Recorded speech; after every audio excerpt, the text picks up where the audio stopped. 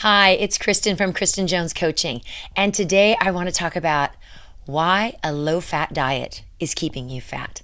So let's go back in the time machine, back to the early 90s, when a product called Snackwells came out on the market. And I specifically remember the Snackwell Devil's Food cookies.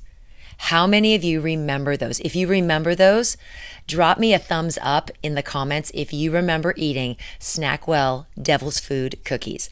Now, those cookies were so delicious, and all I remember was the box that said fat free on the front. And in my mind, it was like, ding, oh my gosh, I can eat as many as I want to. And I did.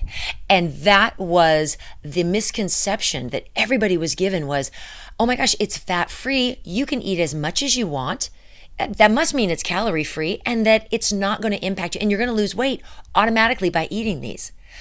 Thankfully, what we've learned over the course of 20, 30 years is the fact that fat, we don't have to be afraid of fat, but we do need to be very aware of what's in our food, and that, again, when something is labeled as fat-free or low-fat, more often than not, there are things in those products that are not going to be beneficial to us. So when you have a product that is labeled as fat-free, oftentimes that's going to mean taste-free. And when something is taste-free, a company has to put some products in it to make sure that people are going to buy it. So what do they put in?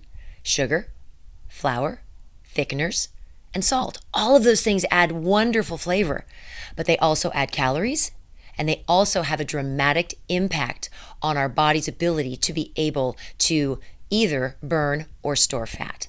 So if you've followed me for a while, you know I've talked all about the impact that sugar and flour has on blood sugar and what that means for your body when it comes to your ability to burn fat. So just as a review, when we eat anything, our blood sugar elevates. When we eat things that are higher in sugar and flour, our blood sugar is going to elevate especially high. And in that case, in all cases, our bodies will then pump some insulin into our bloodstream to lower our blood sugar back down. When our blood has a high level of insulin in it, all fat burning is going to stop because your body recognizes that as being you're in some kind of trouble, and it wants to hold on to every ounce of fat that you have on you because it's going into survival mode. And so it holds on to all fat, so all fat burning stops. We have to be aware that when we eat those low-fat products are going to be filled with that sugar and flour, and it's going to elevate our blood sugar. Insulin's going to get pumped in, fat burning is going to stop. And we are going to be misled and think that those low-fat foods are actually doing us good when they're actually very, very detrimental to our weight loss journey. So we don't need to be afraid of fat. And I don't think we need to be afraid of any food. There are so many good fats out there. And fat, one of the things about fat that most people don't really think about is that fat takes a while to process. Our bodies take a while to process fat, so we stay satiated when we have eaten a good, healthy fat. We're not going to be hungry quite as quickly as if we eat a quick processed carb. So when we eat fat, and again, we want to eat those healthy fats. So what are healthy fats? They would be olive oil, avocados, nuts, salmon, tuna. All of those things are going to lower the LDLs in our bloodstream and in many cases flush them out and make our blood a lot healthier. So we really want to make sure that we focus on those types of foods, but we don't want to be afraid of what fat's going to do to us. So we want to make sure that we are even in our choices that we're making, and that we're not afraid of fat, and that we always are watching what the additions are, the add-ons to products are that are going to impact our blood sugar, because that's really what's going to matter if we're trying to lose weight.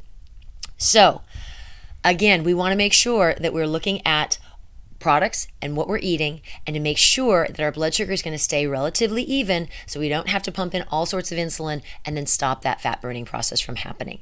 And again, so those low-fat products, you can see how those low-fat products stop fat burning, and that's what's keeping you fat. So If this is a new thing to you, if this is the first time you've heard this and you're thinking, oh my gosh, how did I not know that about low fat products? I want you to drop down in the comments and I want you to put, I didn't know that. Just those words, I didn't know that, in the comments. So drop me the I didn't know that in the comments, and I'll know that this is information that was really valuable and that you needed to know in order to make the best possible choice about what you're eating and put yourself in the best possible position to lose weight and to feel your best and to be your healthiest.